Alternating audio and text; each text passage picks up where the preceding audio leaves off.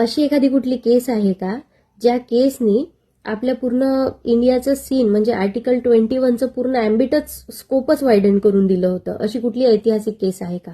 तर नक्कीच Maneka Gandhi versus Union of India 1978चं हे लँडमार्क जजमेंट आहे.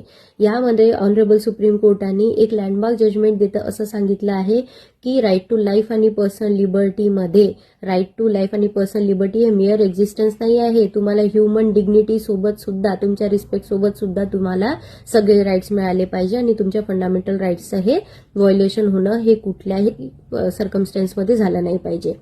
तर या केसमध्ये काय घडलं होतं, मानेका गांधी पोहोचल्या होत्या ऑनरेबल सुप्रीम कोर्टांकडे असं म्हणत की माझे फंडामेंटल राईट्स म्हणजे आर्टिकल 14 मध्ये right to equality, under article 19 म्हणजेच right to freedom of speech and expression आणि आर्टिकल 21 म्हणजे राईट टू लाईफ आणि पर्सनल लिबर्टी या अंतर्गत त्यांचे राईट्स व्हायोलेट झाले आहे.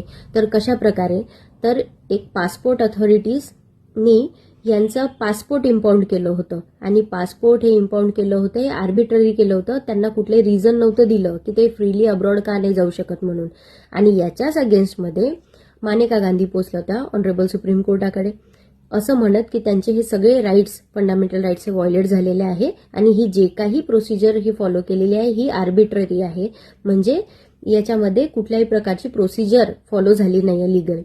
तर या अंतर्गत पासपोर्ट्स ऍक्टला त्यांनी चॅलेंज केलं होतं.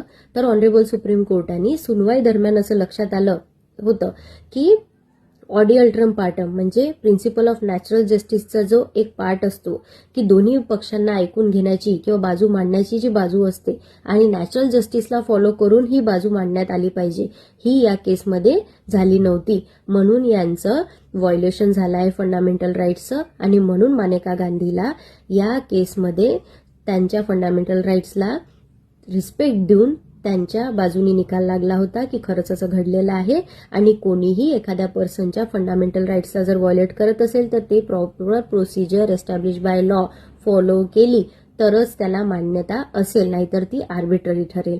तर या केसनंतर खूप मोठा बदल झाला होता आपल्या पूर्ण इतिहासामध्ये आणि याच्यानंतर जे काही जजमेंट्स आले ते ॲम्बिट वाढवल्यामुळे याच्यामध्ये खूप साऱ्या गोष्टी आल्या आर्टिकल 21 मध्ये, जे आत्ता रिसेंटली आपल्याला राईट टू प्रायव्हसी जे मिळतं ते पण बिकॉज ऑफ मानेका गांधी आणि त्यांच्या वायडन केलेल्या ह्या केसच्या ॲम्बिटमुळे मिळालेलं आहे. तर याचं नॅरो इंटरप्रिटेशन न करता ऑनरेबल सुप्रीम कोर्ट नेहमीच राईट टू लाईफ आणि पर्सनल लिबर्टीचं आता वाईड इंटरप्रिटेशन करतात, म्हणून आपल्याला सगळे अधिकार मिळतात.